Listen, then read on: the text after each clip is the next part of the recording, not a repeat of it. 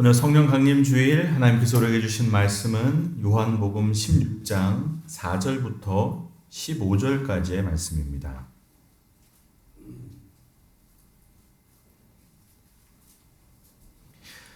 신약성경 요한복음 16장 4절부터 15절까지의 말씀을 오늘은 저와 여러분들이 한 절씩 교독하겠습니다. 오직 너희에게 이 말을 한 것은 너희로 그때를 당하면 내가 너희에게 말한 이것을 기억나게 하려 함이요 처음부터 이 말을 하지 아니한 것은 내가 너희와 함께 있었음이라.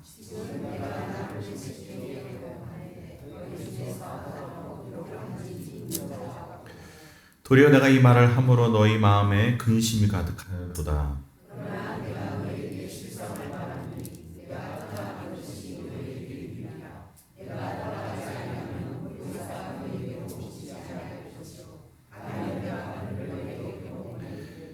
그가 와서 죄에 대하여 의에 대하여 심판에 대하여 세상을 책망하시리라. 의에 대하여라 함은 내가 아버지께로 가니 너희가 다시 나를 보지 못함이요 내가 아직도 너희에게 이를 것이 많으나 지금은 너희가 감당하지 못하리라.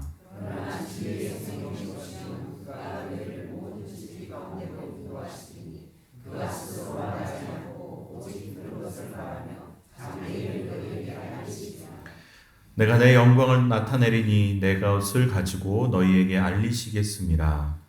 아버지께 있는 것은 다 내 것이라. 그러므로 내가 말하기를 그가 내 것을 가지고 너희에게 알리시리라 하였노라. 아멘. 오늘 성령 강림절 성령 충만의 은혜가 이 자리와 또 우리 교회 가운데 넘치시기를 주님의 이름으로 축복합니다. 주님께서 부활하셔서 40일 동안 이 땅 가운데 계셨습니다. 40일 동안 우리와 함께 계시며 또 제자들에게 이 하나님의 나라를 가르쳐 주셨습니다. 그리고서는 하늘로 승천하셨는데 하늘에 승천하셔서 보좌 우편에 앉아 계시사 왕의 왕으로서 온 우주를 통치하시고 다스리시는, 사실 여러분 예수님이 왕이라는 사실은 그냥 우리가 하는 말이 아닙니다. 진짜 주님께서는 지금도 보좌 우편에 앉아 계셔서 온 우주를 다스리고 계시는 줄로 믿습니다. 그래서 우리는 주님을 왕이라고 부르는 겁니다. 주님은 어느 한때 왕이셨던 것도 아니고 예전에 왕이신 것도 아니고 지금 보좌 우편에 계시다는 겁니다. 성경에 나오는 이 승천하신 예수님은 지금도 그 의와 진리로 이 땅을 통치하시고 우리는 그 나라에서 그분께서 다스리심을 믿으며 또 그분의 법을 따르며 그분의 질서를 따르는 하나님 나라의 백성으로 사는 겁니다. 그래서 여러분, 주님은 지금도 다스리고 계시고 통치하고 계시는데 이 성경이 뭘 보여주냐면 보좌 우편으로 가신 주님께서 우리에게 주의 영, 성령을 보내주셨다는 것을 알려주고 있습니다. 교회는 우리에게 성령을 보내주셔서 여러분 이 성령으로 말미암아 우리로 예수를 주라고 시인하고 이 땅 가운데서 주의 영을 받은 사람으로 성도로서 살게 하시는 분, 그분이 바로 우리 성령 하나님이신 줄로 믿습니다. 여러분 이 요한복음을 보면 특별히 성령님을 파라클레토스라고 부릅니다. 파라클레토스라는 헬라어를 써서 이 성령님을 표현하는데 사실은 이 단어가 굉장히 좀 특별한 단어입니다. 어떻게 보면 좀 신비한 단어일 수도 있고, 왜냐하면 이 다른 문헌에는 별로 나오지 않는 단어입니다. 다른 데서 쓰는 용례를 보면 이 단어가 어떤 뜻이구나 하는 걸 좀 분명하게 알 수 있는데 다른 곳에는 별로 나오지 않는 단어인데 이 요한복음에서 이 요한이 특별하게 이 성령님을 파라클레토스라는 단어로 표현합니다.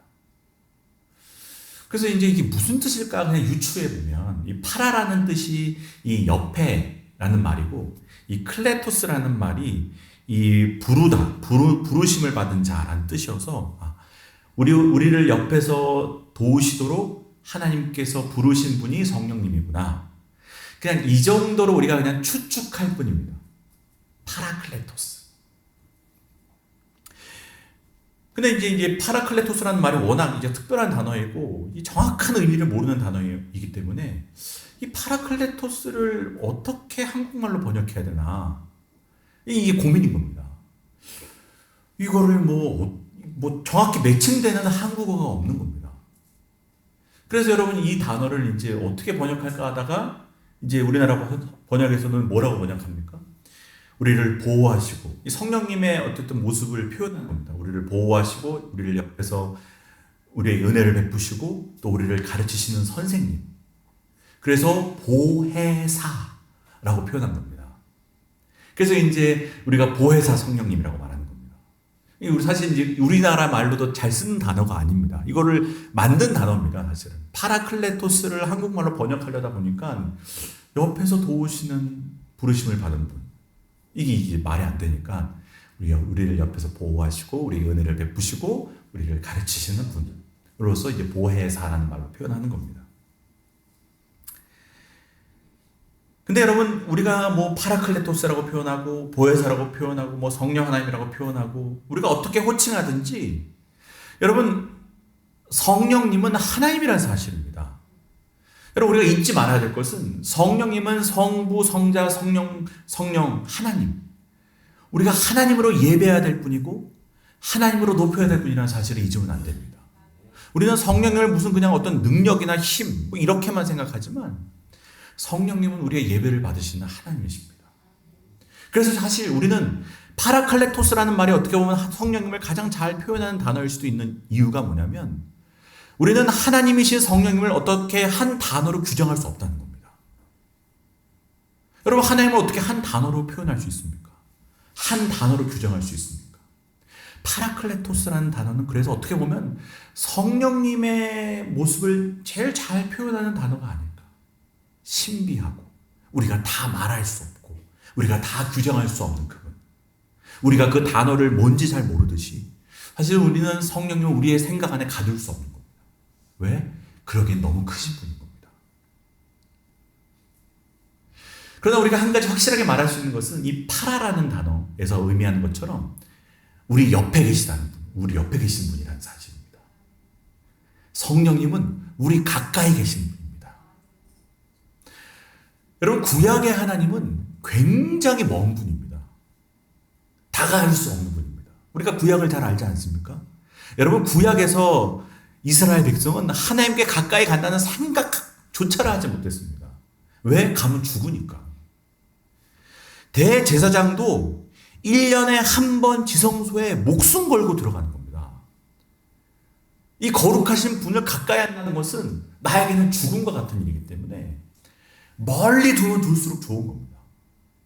그래서 빽빽한 구름 속에서 번개가 치고 바람이 불고 신의 산에 계신 하나님을 가까이 갈 수가 없어서 이스라엘 백성이 모세한테 뭐라고 얘기합니까? 아유 모세여 가서 듣고 오십시오. 우리는 못 가겠습니다. 당신이 가서 하나님의 말씀 듣고 우리에게 내려와서 얘기해 주면 우리가 하나님의 말씀으로 인정하겠습니다. 못 가겠다고 얘기합니다. 근데 그런 하나님이 우리 가운데 가까이 오십니다. 신약을 보면 이제 우리 가운데 가까이 오시는데 어느 정도로 가까이 오시나 그렇게 멀리 계시던 분이 인간의 몸을 입고 이 땅에 오시는 겁니다. 그분이 성자 예수님인 겁니다.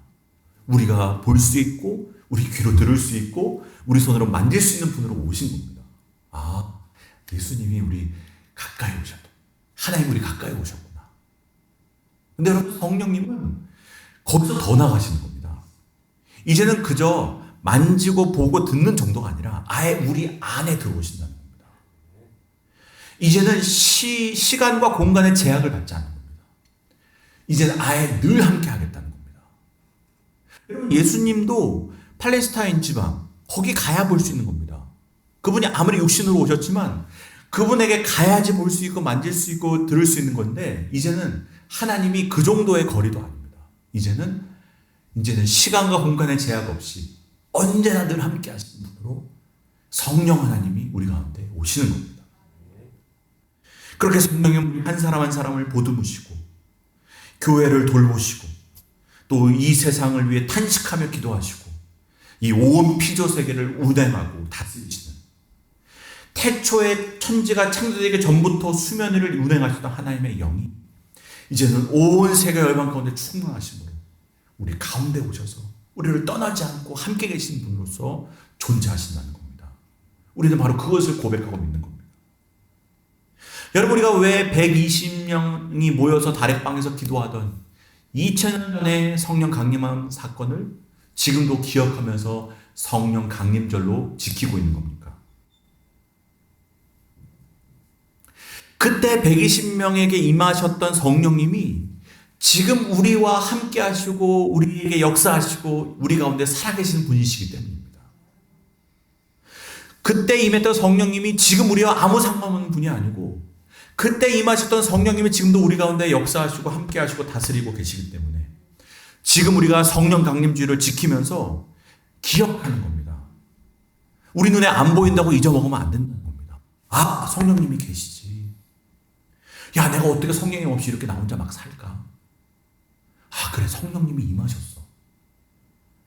그 성령 강림주의를 우리가 지금 지키면서 까먹고 있었던 성령님을 기억하는 겁니다. 생각하는 겁니다. 떠올리는 겁니다. 성령님 다시 제 삶으로 초대합니다. 우리 가정으로 초대합니다. 우리 가정, 우리 교회로 모십니다. 우리를 가정을 다스려 주시고 우리 교회 다스려 주시고 이 나라 이 사회를 다스려 주시고 여러분 우리가 그 성령님을 다시 기억하려고 이 주의를 지키는 겁니다. 그러니까 여러분 4절에서도 예수님이 뭐라고 말씀하십니까? 4절 중간에 보면 주께서 그렇게 말씀하십니다. 이것을 기억나게 하려 함이요. 여러분 주님이 기억나게 하시려고 말씀하신다는 겁니다. 여러분 우리는 삶에 치여서 성령님을 전혀 인식하지 못하고 살아갈 때가 더 많은 겁니다. 성령님이 지금 우리 가운데 함께 하시고 역사하시고 나에게 말씀하시는데 이거를 전혀 인식하지 못하고 삽니다.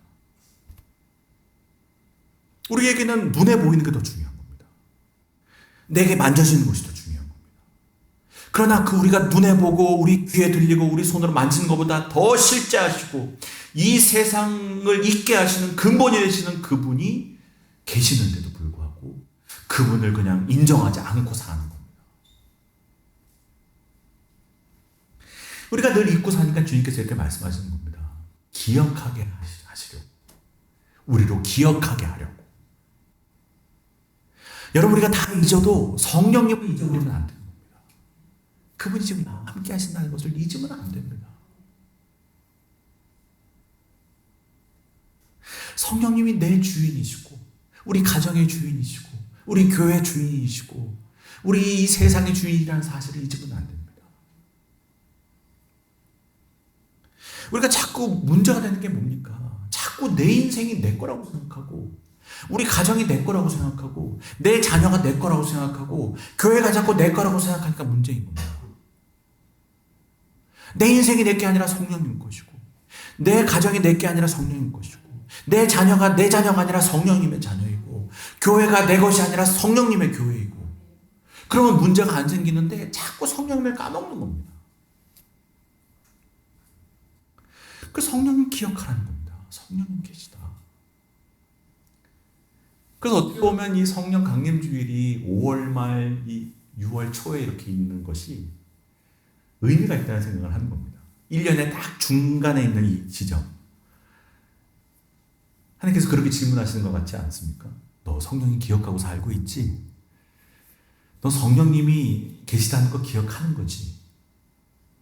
우리가 1년 중간쯤까지 오면 정신없이 살다가 까먹고 사니까 딱 이 중간 지점쯤에서 성령님과 같이 가야 되는 거야. 너 혼자 고아처럼 걸어가지 마. 너 하나님 없이 너 혼자 달려가다가 넘어지지 마.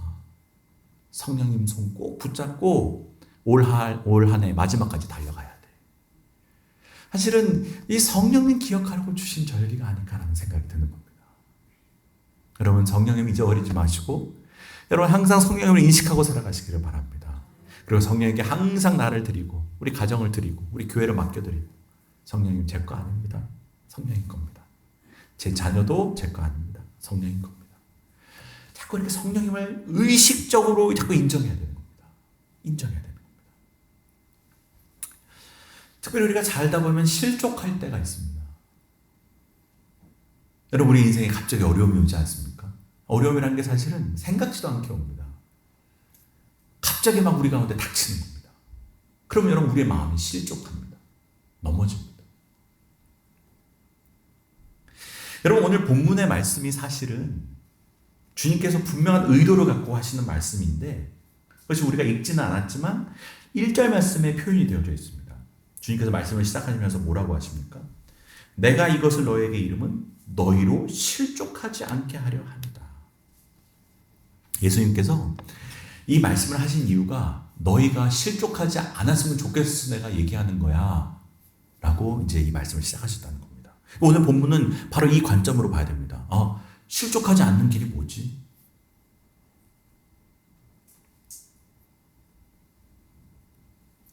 실족하지 않게 하려고 내가 말씀을 준다는 겁니다. 내가 말하고 있다는 겁니다. 여러분, 이 말씀의 전제는 뭡니까? 제자들에게도 예수님 믿는 사람에게도 어려움이 찾아온다는 겁니다. 힘든 일이 있다는 겁니다. 고난이 온다는 겁니다. 핍박이 온다는 겁니다. 여러분, 사실은 이 어려움이라는 게 사실 별게 아닙니다.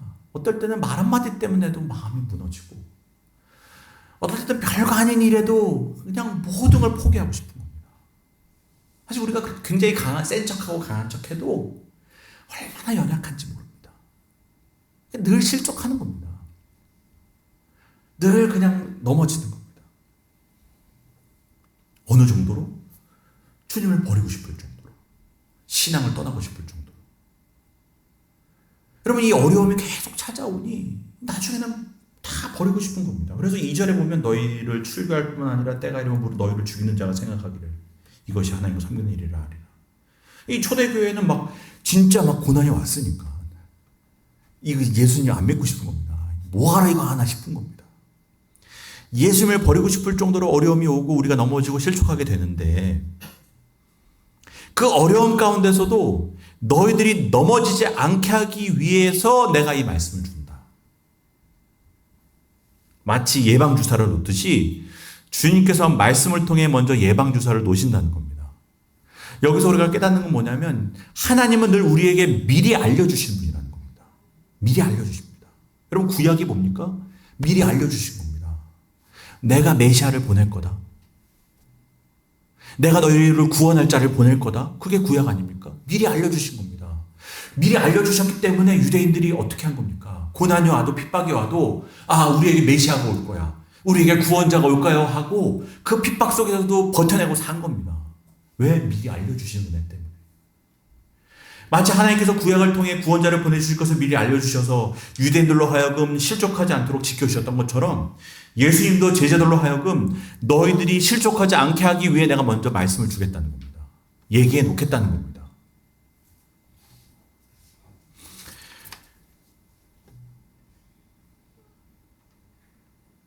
주님께서 이 말씀을 주시면서 의도하신 게 뭡니까? 너희들은 어려움이 오면 먼저 뭘 떠올려야 된다? 말씀을 떠올리라는 겁니다. 여러분, 항상 우리가 어려움 가운데서 실족하는 이유는 뭐냐면 우리의 마음을 말씀이 선점하기 전에 두려움과 걱정과 불안이 먼저 선점하기 때문에 그렇습니다. 어려움은 똑같이 오는데 어떤 사람들은 실족하고 어떤 사람은 실족하지 않습니다. 그 이유가 뭡니까? 내가 너에게 이르는 이 말씀을 기억하는 자는 실족하지 않고 어떤 사람은 이 말씀을 기억하지 못함으로 실족한다는 겁니다. 다시 말해 말씀이 먼저 내 마음을 선점하느냐 두려움과 걱정과 불안이 내 마음을 먼저 선점하느냐에 우리가 그 어려움에 넘어지고 넘어지지 않고가 결정된다는 겁니다. 말씀이 먼저 너희들을 선점하게 하라는 겁니다. 말씀이.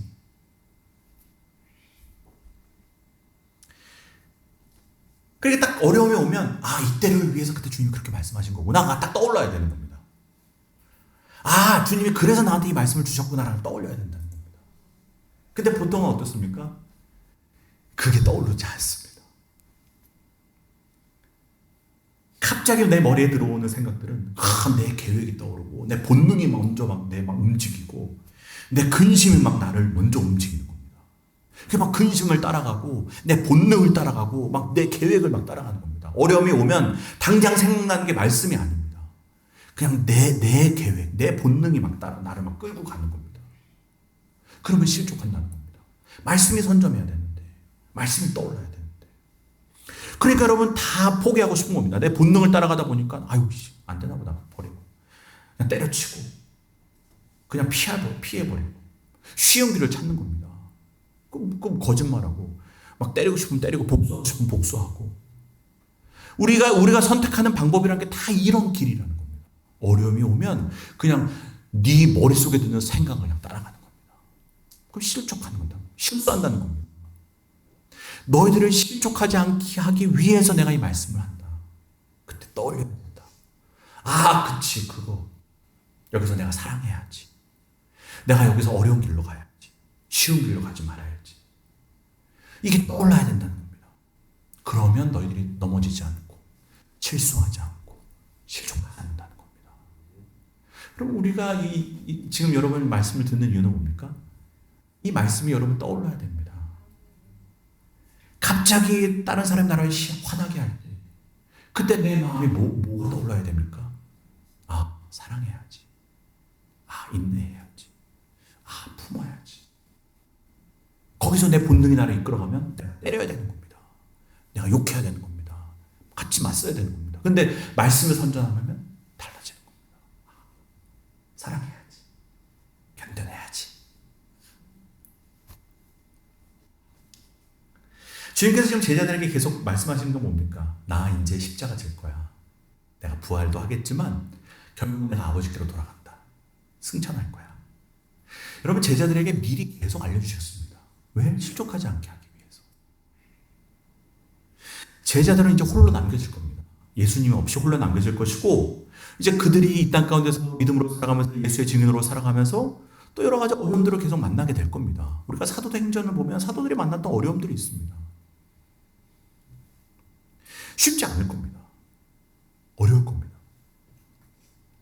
주님께서 이렇게 말씀하셨는데 제자들의 반응이 시덥지 않은 겁니다. 시시한 겁니다.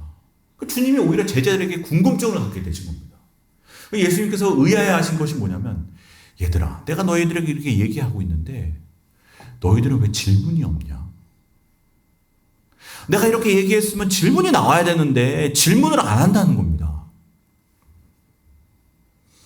그게 이제 오늘 본문에 그 얘기가 나오는데 여러분 오늘 본문을 보십시오. 5절에 보면 주님께서 아무리 얘기하셔도 반응이 없으니까 주님께서 뭐라고 얘기하시냐면 지금 내가 나를 보내신 이에게로 가는데 너희 중에 나더러 어디로 가는지 묻는 자가 없다. 이게 궁금하시다는 겁니다. 제자들아 내가 이렇게 얘기하면 너희도 궁금해야지. 질문이 나와야 되는데 이거 수업을 했는데 질문이 안 나옵니다. 다 이해했거나 못 알아먹었거나 이 둘 중에 하나인 겁니다.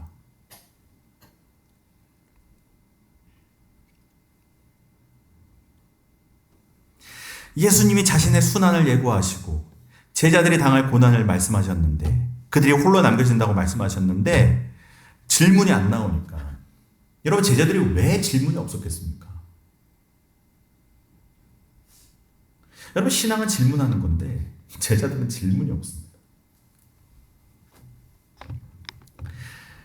왜냐하면 제자들은 예수님께 일어날 일과 자신이 맞이해야 될 일들을 인정하고 싶지가 않았습니다. 왜? 주님이 말씀하시는 일들은 주님이 당하신다고 하는 일들과 우리가 당해야 되는 일들이라고 말씀하신 내용이 자신들의 기대와는 괴리가 너무 큰 겁니다. 이건 우리가 기대하는 일이 아닙니다. 생각해 보십시오. 제자들은 지금 분위기 좋은데 예수님 지금 인기 많고 사람들 쫓아다니고 지금 조금만 더 하시면 이 나라 한번 뒤집어 엎을 수 있을 것 같고 왕이 되실 것 같고 그 밑에서 우리도 한 자리씩 할 수 있을 것 같고 지금 좋습니다. 주님. 우리 뭐 하나 해낼 것 같습니다. 지금. 근데 자꾸 뭐 고난당한다, 십자가에서 죽는다, 너희들도 고난당한다 이런 얘기하니까 그걸 누가 듣고 싶습니까? 받아들일 수 없으니 아예 안 듣는 겁니다. 알고 싶지 않은 겁니다.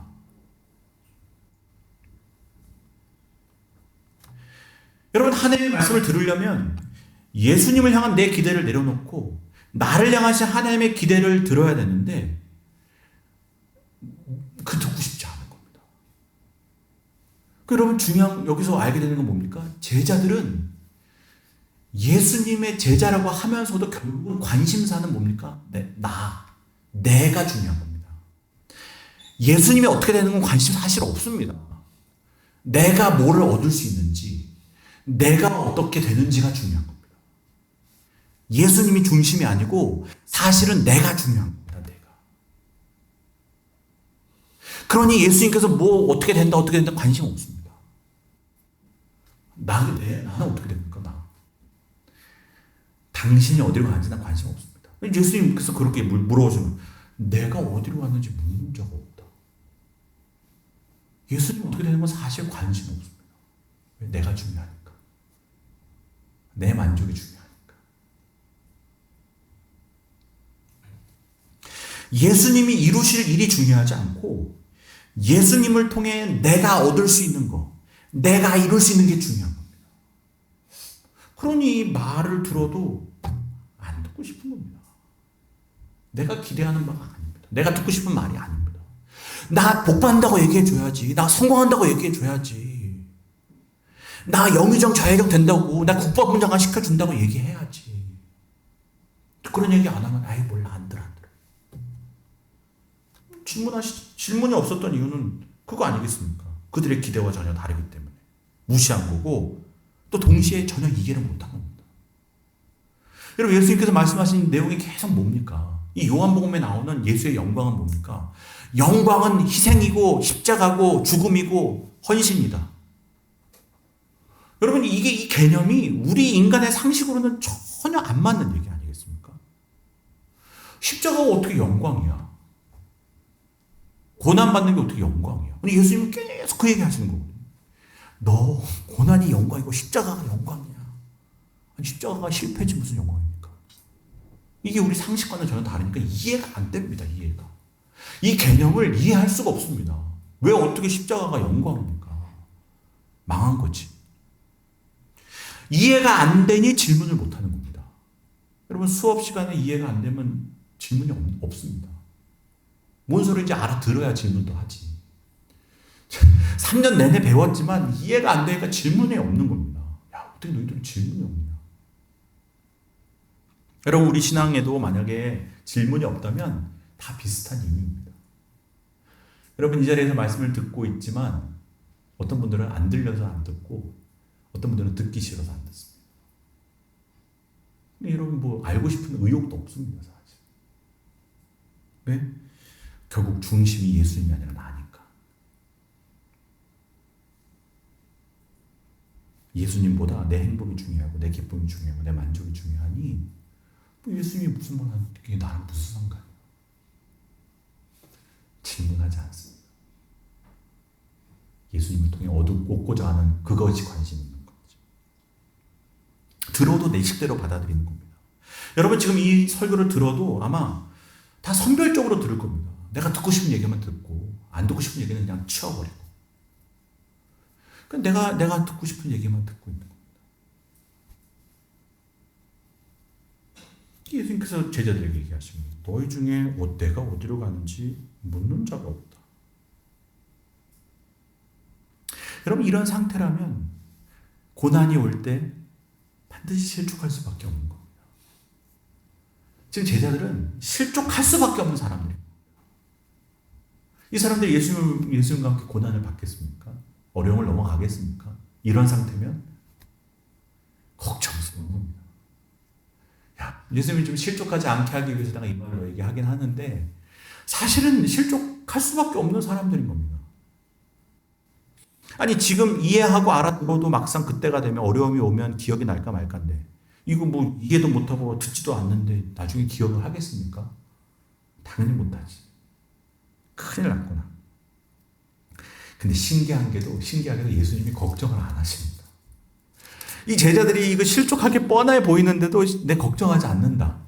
그러면서 뭐라고 얘기하시냐면 오히려 내가 떠나가는 게 너희들에게 더 유익하다는 겁니다. 그게 7절 말씀입니다. 내가 너에게서 떠나가는 것이 더 유익하다. 왜? 내가 가면 보혜사 성령님이 오시니까. 사실 걱정스러운 너희들이지만 걱정이 안 돼. 왜? 성령님 오실 거야. 성령 오실 거야.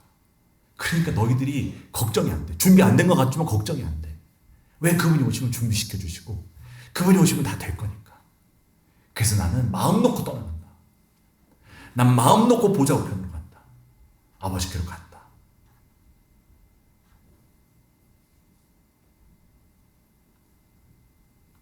오히려 주님이 육신으로 내 옆에 계시고 내가 눈으로 볼 수 있고 내가 만질 수 있고 내가 들을 수 있을 때보다 그분이 오셔서 파라클레토스 성령님이 오셔서 내 안에 계시는 것이 더 확실하다는 겁니다. 주님이 육신으로 계실 때 우리와 늘 함께 할 수 없는데 성령님은 우리와 늘 함께 하신다는 겁니다. 그분이 오실 때 하나님께 하나님 아버지의 깊은 것까지라도 통달하시는 그분이 우리로 깨닫게 하시고 알게 하시고 예수님의 말씀을 듣는 것보다 육신의 귀로 들으면 여기로 왔다 여기로 나가지만 성령님 우리 안에 계셔서 우리 안에서 아예 말씀을 새기시고 깊이 이해하게 하시고 분명하게 이해하게 하시기 때문에 더 걱정이 없다는 겁니다. 성령님이 오시면 된다. 여러분 지금 뭐 아무것도 못 알아들어도 여러분 성령께서 오시면 됩니다. 여러분 그걸 지금 보여주는 겁니다. 그래서 난 걱정하지 않아. 나는 편하게 간다. 오히려 더 나을 거야. 그래서 여러분 7절 말씀에 내가 가는 것이 너에게 유익하니라. 아니 예수님 눈에 보이는 게 더 낫지. 예수님이 안 보이면 안 보이는 게 더 나아. 봐서 믿는 것도 아니고 안 본다고 못 믿는 것도 아니야. 우리는 보면 믿을 거라고 생각하지만 여러분 보면 믿습니까? 안 믿습니다. 안 믿겠다는 사람을 믿게 할 방법이 없습니다. 그러나 성령님이 오시면 24시간 너희와 함께 하시면 우리에게 보여주신다는 겁니다. 믿게 하신다는 겁니다. 알게 하신다는 겁니다. 주님과 24시간 친밀한 교제가 이루어진다. 여러분, 그게 여러분 우리 사도행전의 역사에 쭉 나오지 않습니까? 오순절 성령님이 임하고 제자들이 얼마나 변합니까? 완전 다른 사람들이 되는 겁니다. 십자가 이전에는 너희들은 질문이 없구나. 너희들은 내 말을 못 알아듣는구나. 라는 말을 들었던 제자들이 여러분 성령께서 오시자 주님의 말씀을 이해하기 시작합니다. 기가 막히게 이해합니다. 여러분 성령 강림하자마자 베드로의 설교를 보십시오. 사도행전 2장에 나오는 갑자기 막 이 사람이 막 요엘을 인용하고 막 구약을 인용하면서 막 예수님을 막 선포하는데 이 원래 알던 사람인가 싶을 정도로 말도 안 되는 야 원래 이런 사람이었어? 나중에 보면 대제사장이 놀라지 않습니까? 원래 학문이 없는 범인인 줄 알았는데 이건 고기 잡던 사람들인 줄 알았는데 자기들보다 더 잘하는 겁니다. 이게 무슨 일입니까? 성령님. 옛날에는 십자가가 영광이라는 말을 아무리 설명해도 못 알아들었는데 나중에는 그걸 알아듣습니다. 우리가 지난주에 새벽에 봤던 본문이 사도행전 5장의 본문에 이런 말씀이 나옵니다.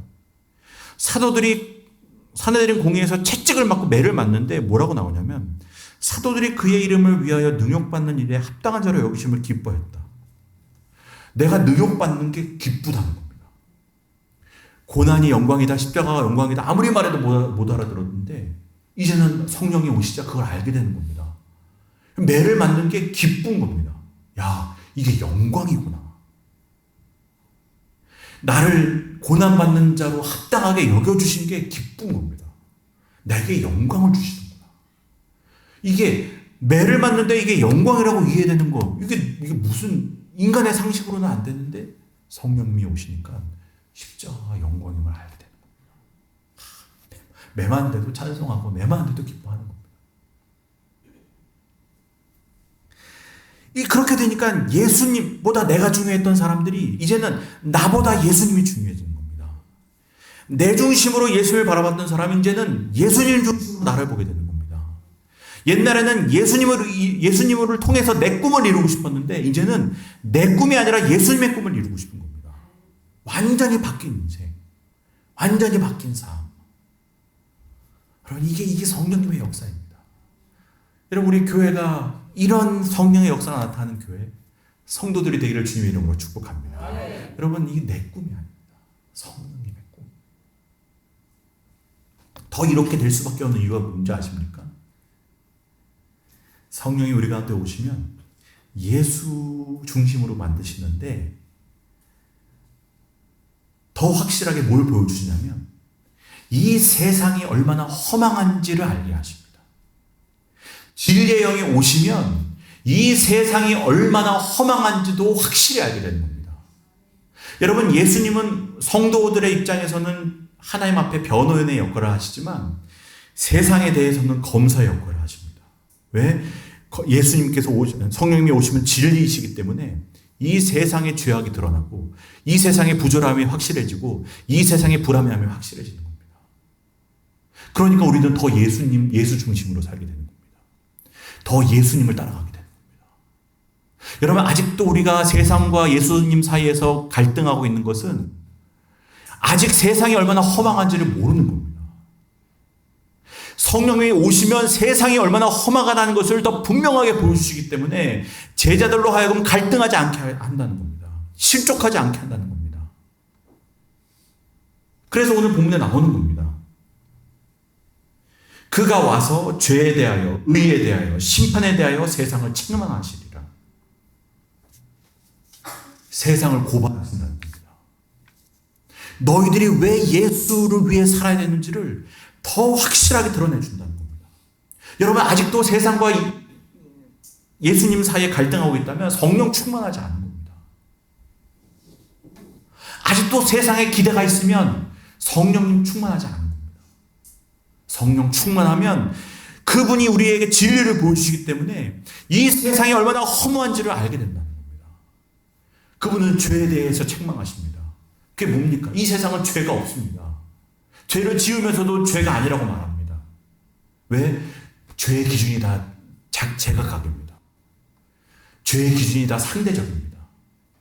모두가 다 자기 입맛대로 죄를 규정합니다. 그러니까 세상은 죄가 있지만 죄가 없는 곳이 되는 겁니다. 그러나 성령님이 오시면 죄가 분명해지는 겁니다.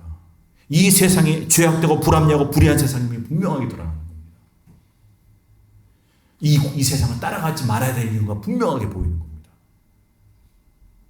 아, 예수 따라가야 되는 거구나. 그분이 이 세상의 죄에 대해서 고발하신다는 겁니다. 그 다음 뭡니까? 의에 대해서 고발하신다는 겁니다. 그건 무슨 말입니까? 세상은 다 자기가 정의입니다. 틀린 사람이 없습니다. 내가 다 옳습니다. 여러분, 예수님을 죽이면서도 대제사장 자기가 옳다고 여겼습니다. 빌라도 내가 옳다고 여겼습니다. 나는 죄 없다고 손 씻어버렸습니다. 우리는 늘 죄를 지으면서도 나는 정당하고 합리적이고 내 스스로를 합리화하면서 나는 늘 옳다고 얘기하는 겁니다. 그 대표적인 인물이 누굽니까? 바울입니다. 하나님 앞에 나는 옳은 일을 한다고 여겼지만 그 한 일이 뭡니까? 예수를 핍박하고 교회를 핍박하고 성도들을 죽이는 일을 했습니다. 그러면서 나는 의롭다고 얘기했습니다. 여러분, 이 의라는 게 굉장히 교묘합니다. 어떻게 보면 이게 의롭습니다. 어떻게 보면 아닙니다. 날카로운 성령님께서 알려주시지 않으면, 날카로운 검찰을 우리에게 보여주시지 않으면 우리도 스물스물 다 따라갑니다.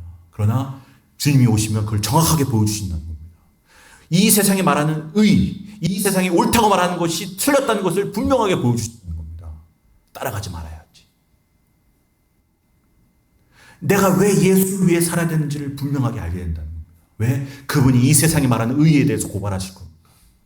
심판은 뭡니까? 여러분, 예수님을 심판할 때 나무에 달아 죽였습니다. 나무에 달아 죽인 자는 하나님께 저주받은 자로서 예수님을 죽였습니다. 세상이 볼 때는 예수님의 십자가에서의 죽음은 실패입니다. 망한 겁니다. 악이 승리한 것이고 공중의 권세 잡은 자 사탄이 승리하는 순간인 줄 알았지만 오히려 그 순간 반대의 순간이었던 겁니다. 사단이 실패하는 순간이고 악이 무너지는 순간이고 죄가 실패하는 순간인 겁니다. 하나님의 나라가 영원할 것이고 이 세상에 악이 무너질 것임을, 이 세상에 심판하는 것이 틀렸다는 것을 주님께서 보여주시겠다는 겁니다. 성령님이 보여주신다는 겁니다. 아, 저기를 따라가면 세상, 저 사단과 함께 망하는구나. 악과 함께 망하는구나. 그럼 예수를 위해 살아야지. 이 세상이 말하는 죄와 의와 심판이라는 것이 얼마나 허무하고 공허한 것이고 그 마지막 최후가 장래일이 어떻게 될 것임을 보여주시기 때문에 우리 성령 충만한 사람은 더 예수를 위해 살게 된다는 겁니다. 분명해진다는 겁니다. 어떤 일이 벌어져도 실족하지 않는다는 겁니다. 내가 더 예수를 위해 살아야 될 이유가 분명해진다는 겁니다. 너 넘어지지 말아라. 실족하지 말아라. 우리를 격려하시고 알려주시는. 그래서 여러분 뭐라고 얘기합니까? 13절에 보면 진리의 성령이 오시면 그가 너희를 모든 진리 가운데로 인도하시리니 그가 스스로 말하지 않고 자기의 성령님 자신의 얘기를 하시지 않고 들은 것을 말하신다. 아버지 하나님과 예수님에 대해 말하시며 장래의 일을 너희에게 알리시리라. 그럼 진리의 성령이 오시면 모든 모호했던 것들이 분명하게 드러납니다. 여러분 예수 믿으면 성령님이 우리 가운데 오시면 모호했던 것들이 분명하게 드러납니다. 더 이상 세상에 기대할 게 없는 걸 아는 겁니다. 우리가 뭘 위해 살아야 되는지를 아는 겁니다. 그런 사람은 무너뜨릴 수 없는 겁니다. 넘어뜨릴 수 없는 겁니다. 유혹할 수 없는 겁니다. 우리가 뭐 하니까 유혹되는 겁니다. 야 이거 괜찮아. 따라가고. 야 남들이 다 하는데 우리가 왜 넘어지고 실족하고 실수하고 죄를 범죄하냐? 분명하지 않은 겁니다. 성령님을 따라가지 않는 겁니다. 성령 충만하지 않으니 세상이 얼마나 허망한지를 모르는 겁니다. 계속해서 기대하는 겁니다. 세상에 기대하고 저기 뭐가 있는 것 같고 화려하고. 그러니 우리가 늘 넘어지고 쓰러지고 실패하고 실수하고 한몫 잡아보려고 그러다가 넘어지고 뭐 좀 얻어보려고 하다가 넘어지고 기쁘려고 쾌락을 쫓아가다가 넘어지고 실족한다는 겁니다. 그게 넘어진다는 말입니다. 여러분 성령 안에 있는 사람은 밝히 보기 때문에 헤매이지 않습니다. 생명의 길과 사망의 길이 눈앞에 보입니다. 남들은 다 저거 아니야, 저거 고생해, 저거 아니야, 가지 마라고 해도 예수님 믿는 사람에게는 이게 보이는 겁니다. 이게 생명의 길이구나. 좁은 문으로 들어가야지. 좁은 길 걸어가야지. 왜 이게 사는 길이 딱 보이는 겁니다. 세상은 이게 사는 길이라고 말해도 넓은 길이 사는 길이라고 말해도 예수 믿는 사람은 좁은 길이 생명의 길인 걸 딱 보이니까 헤매이지 않습니다. 남들은 다 괜찮다고 말해도 이 길을 못 가는 겁니다. 그래서 여러분 성령님께서는 어떤 어려움, 어떤 일이 닥쳐도 지혜와 통찰을 주셔서 우리로 하여금 어디로 가야 되는지 알게 하시고 넘어지지 않게 하시고 우리를 보호하시고 우리에게 은혜를 베푸시고 우리에게 가르침을 주시는 겁니다. 그래서 보혜사입니다. 보혜사. 그럼 제자들은 예수 성령님 만나고 그들의 꿈이 달라졌습니다. 그들이 꿈꾸는 세상이 달라졌습니다. 그들의 가는 길이 달라졌습니다. 여러분, 우리 인생의 진정한 변화는 성령님이 없이는 불가능합니다. 여러분의 결심이 여러분을 변화시키지 않습니다. 이 세상에 자기계발서가 넘쳐납니다. 변화하라, 변화하라, 변화하라, 혁신하라. 수많은 얘기가 있지만 여러분, 여러분의 결심, 여러분의 세상의 방법이 여러분을 새롭게 하는 게 아닙니다. 오직 성령 하나님이 우리를 새롭게 하실 줄로 믿습니다. 여러분 변화하고 싶으시면 성령님 구하시기를 바랍니다. 오소서 성령이요. 여러분 예수님 믿는 사람은 항상 뭘 구하냐면 오소서 성령이요 구합니다. 왜? 그분이 오셔야 가능하니까. 너희들은 예루살렘을 떠나지 말고 아버지께서 약속하실 것을 기다리라. 너 뭐 하려고 하지 마. 너 힘으로 가면, 너 능력으로 가면 망해. 예루살렘을 떠나지 말고 성령님보다 앞서가지 말고 성령님을 구하고 그분을 따라가면 돼. 여러분의 힘으로 가정을 변화시키지 마십시오. 여러분의 힘으로 여러분의 남편과 부인과 자녀를 변화시키지 마십시오. 그거 안 됩니다. 예루살렘을 떠나지 말고 아버지께서 약속하신 바 성령을 기다리라. 그분이 오셔야 변화하는 겁니다. 그분이 오셔야 달라지는 겁니다. 여러분 뭘 기도해야 될지 모르면 성령님을 구하면 됩니다. 1000가지를 구할 필요가 없습니다. 성령님이 오시면 우리에게 1000가지를 보여주시는 겁니다. 이것도 주시고 저것도 주시고 저것도 주시고 그렇게 기도할 필요가 없습니다. 모르겠으면 오소서 성령이여 구하면 된다는 겁니다. 그러면 그분이 우리에게 알려주시는 겁니다. 그분이 길을 보여주시는 겁니다. 뭘 구해야 될지 알려주시는 겁니다. 우리가 뭘 간구해야 될지 모를 때 그분이 말할 수 없는 탄식으로 우리에게 기도하시는 겁니다. 이거 구해야 돼. 너에게 필요한 게 이거야. 이 가정에 필요한 게 이거야. 이 교회에 필요한 게 이거야. 이 나라에 필요한 게 이거야. 그걸 우리가 어떻게 합니까? 성령님이 하시지. 여러분, 성령님을 구하시고 성령 충만하시기를 바랍니다. 여러분, 허망한 세상에 기대하지 말고 우리가 뭘 위해 살아야 되는 인생인지를 깨닫게 되시기를 바랍니다.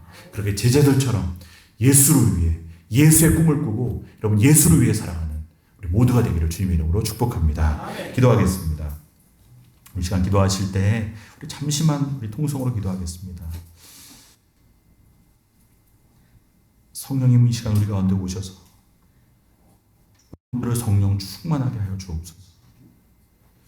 뭘 구해야 될지도 모르겠고 어떻게 믿어야 될지도 모르겠고 왜 교회 와야 되는지도 모르겠고 왜 예배 드려야 되는지도 모르겠다면 여러 가지 기도하지 마시고 성령님 구하시기를 바랍니다. 성령님 오셔서 내게 알려주옵소서. 깨닫게 해주시고 여전히 세상에 기대하고 있는 분들이 계시다면 주님 이 세상이 얼마나 험함을 진리를 오셔서 알려주옵소서. 내가 뭘 위해 살아야 되는지 어디로 가야 되는지 성령님 알려주옵소서. 이 시간 하나님께 질문하겠습니다. 하나님께 간구하겠습니다. 질문이 없는 우리의 신앙에서 이제는 질문하는 신앙.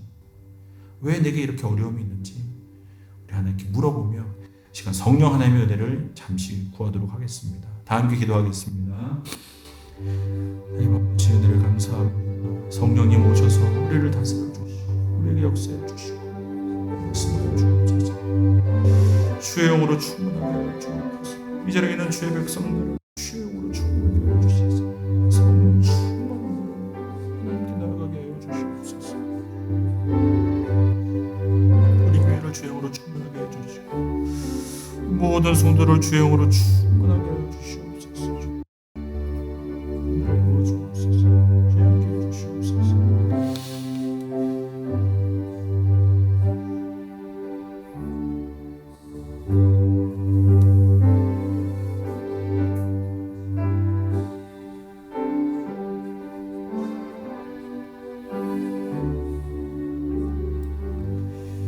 하나님 아버지, 우리는 예수님 믿는다 하면서도 여전히 예수님보다 내가 중요합니다.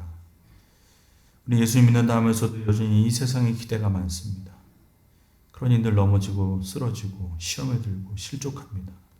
내가 원하는 일이 안 이루어지면 주님 떠나고 내가 바라는 기대가 이루어지지 않으면 예배드리지 않고 내가 원하는 말 듣지 못하면 시험에 들고 우리에게는 시험에 들 일밖에 없습니다. 실족할 일들밖에 없습니다. 주님, 성령께서 우리 가운데 역사하여 주셔서 우리를 변화시켜 주시옵소서. 우리 가운데 충분히 역사하여 주시옵소서. 여전히 알지 못하고 여전히 모호하게 살아가는 우리 은혜를 부어주시사 어디로 가야 될지 알게 하시며 무엇을 해야 될지 알게 하시며 무슨 생각을 품어야 될지 알게 하시고 주의 영으로 충만함으로 주의 성령의 역사가 드러나는 복된 삶, 복된 교회가 될 수 있도록 은혜를 베풀어 주시옵소서. 우리 모두를 주의 영으로 충만하게 하여 주옵소서. 우리 심령마다 주여 오셔서 다스려 주시옵소서. 그렇게 주의 성령과 함께 동행하는 한 분 한 분 되도록 역사하여 주옵소서. 예수 그리스도의 이름으로 기도드립니다. 아멘.